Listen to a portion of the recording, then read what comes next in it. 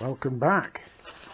Seems ages since we had an instalment on this, doesn't it? But anyway, where have I got to? Okay, I'm going to show you what I've actually been up to. To put the VFR motor over there on the bench, to put that in this frame, it has been done before. There's a super clever guy fitted one in before. He actually utilised the original swinging arm position, which is sort of somewhere down here. Okay, he utilised the swinging arm in that position due to the lower output shaft, so the swinging arm consequently is straighter, more horizontal. But more key point is the swinging arm is in the position in relative to the output shaft on the VF motor. For me personally, I've seen it where the VFR engine has been put in this frame, certainly not to, and I haven't gone to the extent I've gone to, but I just wanted to do it in the way I saw fit. So good on him, whoever he was, for getting it that far, and apparently it's a great bike, etc, etc. But so I just wanted to take it that step further.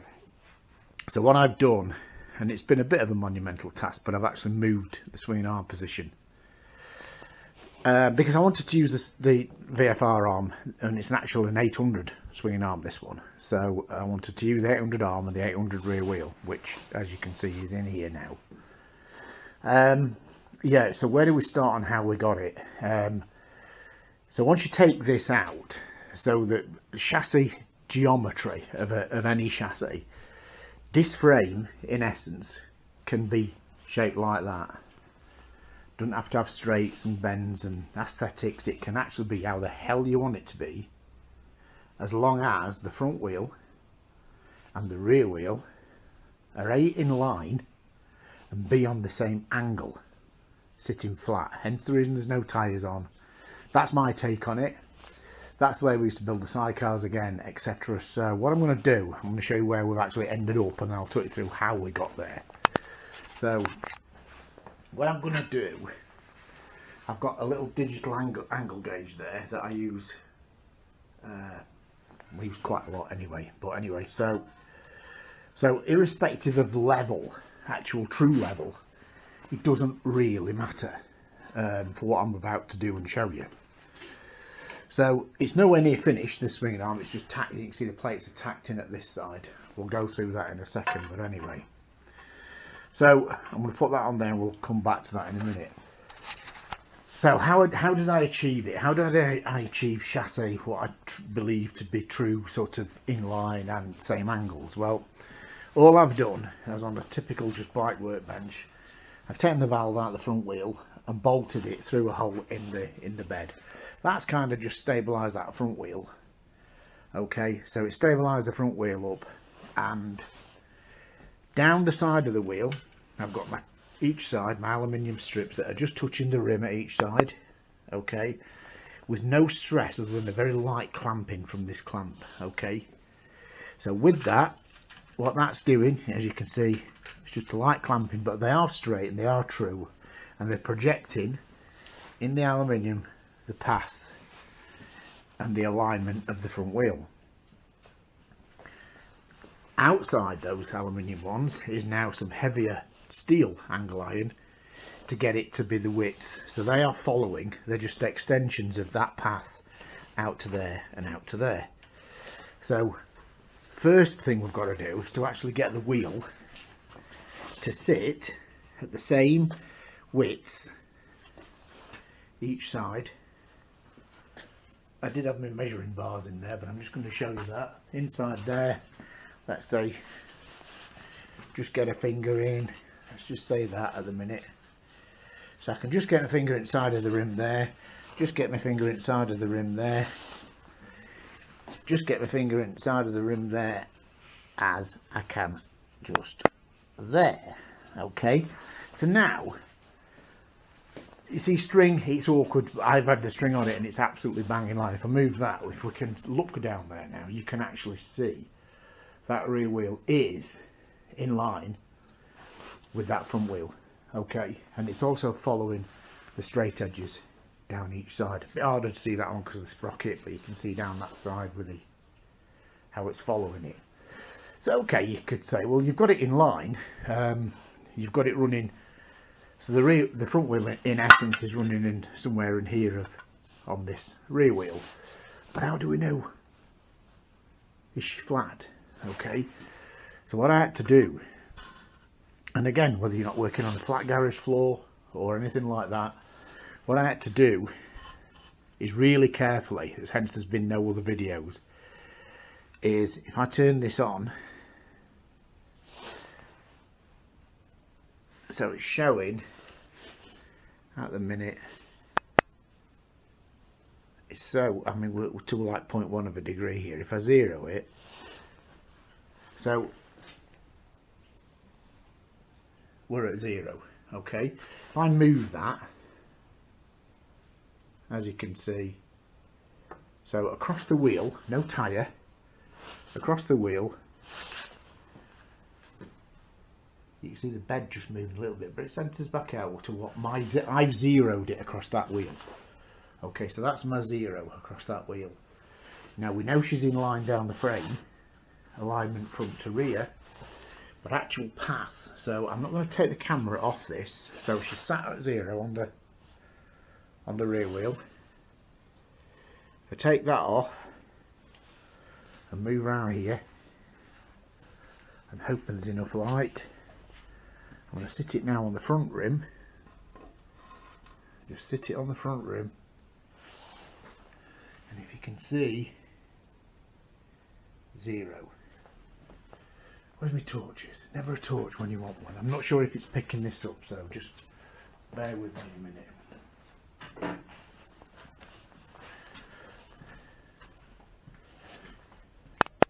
Now it is. So we're 0 off that wheel, front wheel. We've actually set the 0, and if I move the bike, but just you can see it actually move. I'll try it this way. You can see it move. Okay, so where the bike's settled, I've set it at 0, and it's still just fluctuating. So again, moving from 0. I'm going to bring it off that rim, through here, and sit it back on the rear rim.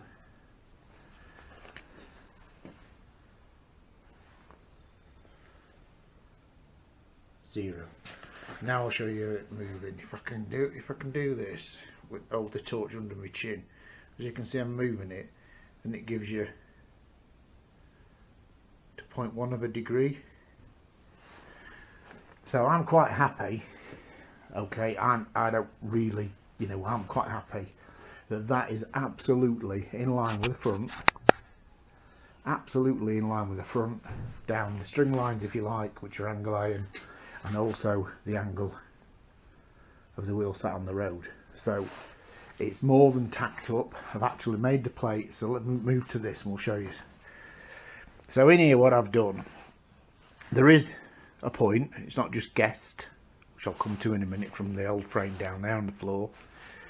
So I've done the first half, welded that in behind it. I've just made up the second plate, just wants a bit of finalising on this side because I'm with it. So there we go, the plates are made that side. What I've had to do, I've had to basically cut through on this chassis everything that had a horizontal alignment to keep the frame at a certain width. I've had to cut through and take out to allow the frame to be opened out a bit, which allows the heads and the engine to go in, but also allow me a little bit of movement side to side with the engine for chain alignment, because let's face it, everything starts from the front. The headstock, when that front wheel is sat flat going forward, it will work back from that. As long as where the front wheel is, the rear wheel now is dictated by the front wheel, its position. So obviously by its position being dictated, the sprocket then is dictated where the sprocket is, so the engine must be now dictated to be aligned with that rear sprocket. Okay, so there we go. Yeah, I had to basically open the frame out about 2 inches. I First off, I took this bottom centre stand section out, cut through it in the middle actually, and opened her out, and then found, scratching my head and anything else that you want to think about how I was going to do it, and then decided I would actually take it out completely, weld it back together so I could utilise centre stand and potentially rear suspension linkages, although I've got a completely new version of how this rear suspension is going to be. I think it's going to be quite trick, so keep tuned in on that, and we'll have a look at that. And again, where am I? I'm going to shut this torch off now. It's kind of creating light in different areas that we don't need. So again, just finishing off my plates, welded up in the back, so it's all properly welded inside there. So this second one, when it goes in, I think it's going to be tigged. Certainly I'm going to tig it around here and then possibly mig it around in the frame, just like the old one was. So let's move to that old one and see the differences. This is the one that came off the frame originally. So if we look at where this was, if we kind of gauge it to be somewhere there, okay, that's the difference in swinging arm heights. Somewhere very much there. Not stupid, it's about 40 mil. About 40 mil higher.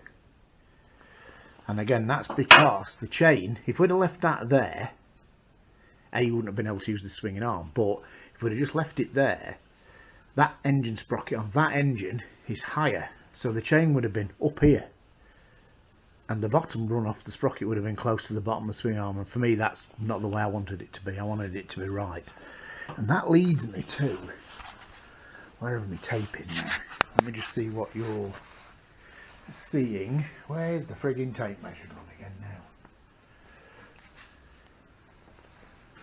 Where did that go now? Typical, isn't it, when you're live? I've had to, believe it or not, I've got carts in here and all sorts. My lathe, my carts, another car hanging up on the wall there, tools, stuff's all spread out in the little working area, so it is a bit chaotic, but right. Tape's in my frigging pocket. Right, I'll show you something now. Bottom engine mounting. Okay, this is still a fixed datum. I'm going to alter that one. But the bottom engine mounting on this detachable loop, this is probably one of the only things left we've got to dictate a starting point with the engine. I wouldn't even be real about this if I didn't have that, but it gives me a starting point by having that. So that the next step is, when I've got these done, is to actually put the engine back in the frame and work from that. So a 12mm bar through there, through the rear engine mounting. The engine sits where it's going to sit, and then I create all the different engine mountings up here, and this one on here. That one is pretty much where it wants to be, but I'm going to put one just on the inside there as well. But anyway, back to the job in hand. So if I can do this on film, we're looking at centre point of the rear engine mount, okay, to centre point of that rear engine mount, centre point of the swinging arm spindle, just over 130. It's about 133. Okay, see it there? Let me show you where I got that from. So if we now go over to this swinging arm, this old frame here, the VFR frame, okay, there is the bottom engine mounting bolt. So if we look at across the lot of them, centre of the swinging arm to the centre of that bolt, about the 133. Hence the reason the swinging arm position has been put the same point. Okay, the same point from there to there. Okay, that starts the swinging arm in the right place to the bottom engine mounting bolt off the old VFR frame. Okay, so we've got a repeat here into this frame by using these plates. So there we go, she's in, and it is now a case of moving forward and starting to build engine mounts, etc. But essentially all I've done is, obviously that's the rear head mounting. Now there was a tube just, it's about there, you can just see where it was on that tube. There's a fixed tube in here, that got taken out, and the fixed one down here was centre stand and suspension mount to, that got taken out. This one got taken out and an inch put on either end of it and put back in. So the frame is essentially been widened 2 inches from standard. I want to keep the rest of it, and what I have done as well, I've just taken a little bit of the kink out of here on this, on both sides. Just taking a little bit of the kink out so it's not quite as kinked in. Gives us a little bit more room. I'm not 100% sure that was necessary, but I wanted to give myself, working alone, the ability to move stuff around. And do you know what? It's still got a little kink in it, and if I hadn't mentioned it, probably nobody would have noticed by the time this is painted. See the top suspension mount there? That's been taken out. Obviously this all wants work on, you know, finishing off. I haven't even started this yet. It's been getting the wheeling in the correct position. So there we are. It is progressing, and at times I didn't think I was going to do it, you know, to actually get this arm in here. It's gone in well. I actually think it looks, when we look at it, I actually think it looks well now. Obviously I'm going to change the forks, a different front wheel in it, of some Honda, don't know, maybe even VFR750 front forks or something, and I don't know yet. That bit at the minute, I could still run it with that front wheel in, but you know, ultimately main game is that we have a kind of matching set of wheels, etc. in there. So I might get away with being able to get a VFR with front wheel in there, I don't know. I haven't even touched on that yet. It's been getting that in that's been my concern. So there we have it. I'm not even sure the full curvature here I'm still going to use. I've given myself a bit to play with. I might just pull that back in with a bit of and even there, when you know, when it's welded in, and we can, obviously when that's done, chuck the tape down. When that's done, I'm just going to put a little plate over here and TIG weld that in, just to box that in. So as you can see by my angle gauges, she is absolutely true. We've got a 0 still on there. And when we take the 0, move it, and as you can see now it's moving because you can see it's moving. As soon as I put that on the rim, she'll go back to 0 and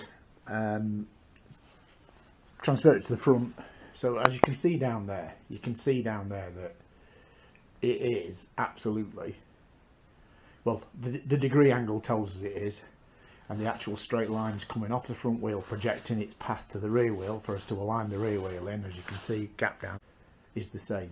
So a little bit of waffling on, but the next bit is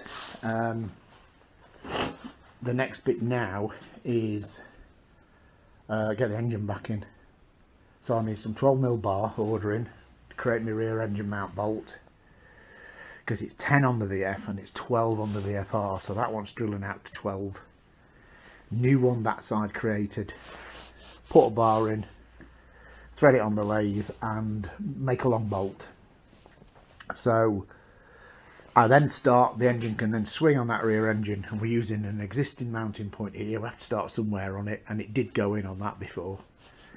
Then I'm sure, like as I said, that one aligns. We need to form this one. Need to straighten this up so it aligns up in there. This is just a frame that's moved around a little bit, but like I say, you can have a frame any shape as long as from the headstock to the swinging arm it's 90 degrees between the two. From the vertical plane to the horizontal is 90 degrees, and also the wheels are running in line to each other. So this can be anywhere in the middle. It could be anywhere in the middle as long as the frame, whatever it is that's in the middle, holds these wheels in that alignment. So there we go. That's my take on it. That's as far as we've got. I've even had a string line from here, actually dropped the string, which is just behind here, on here. I've even dropped the string. If I can do this one-handed, let's give it a go while you're on, but I can't now. Watch this. So off the frame, so the gap now to the rim, off there to the rim, what, 5mm, 6mm at the most. And these aren't finished yet, but if I do it again here, try and get the one-handed filming, and get the string in there, It'll be swinging now for 5 minutes, you will, while we're trying to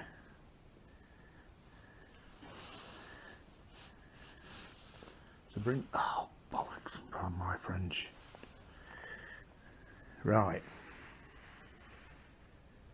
it's still fannying about here, but as you can see, we're pretty much string line down to the tyre, string line down to the tyre. It's going to sit in there, and obviously the frame, I'm trying desperately to maintain the look of the bike. I want the bike to look as it did, that you know, the tank, the VF750F look, with the original tailpiece, original side panels, original seat, tank, front fairing, bikini fairing, but with the R motor, single-sided front rear wheel in it, and different forks and front wheel in it. There's my exhaust that's ready to go on.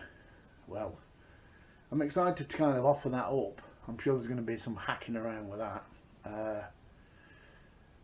Could do with my good old mate Sean Webster to help me out with that a little bit. He was a demon at that, with the fitting the various engines into sidecars. Well, we had to make exhaust. So I put an engine, you got to make the friggin' exhaust for them then, haven't you? So, a bit chaotic, but I hope that's kind of covered it, and I think you can gauge now why it's been so long. A lot of head scratching on how to do this and how to get it in. So next move is get this engine offered into the frame. I want to get my 12mm bar for the bottom engine mount, and yeah, we'll go from there. Okay, good to sort of pick it up again. I hope you agree it looks well in there, that. Suspension, how I'm going to do the rear suspension, I'm not going to mention exactly what it is yet, but officially, but what path I am going to go down is Italian inspired. So watch this space. Okay, signing off.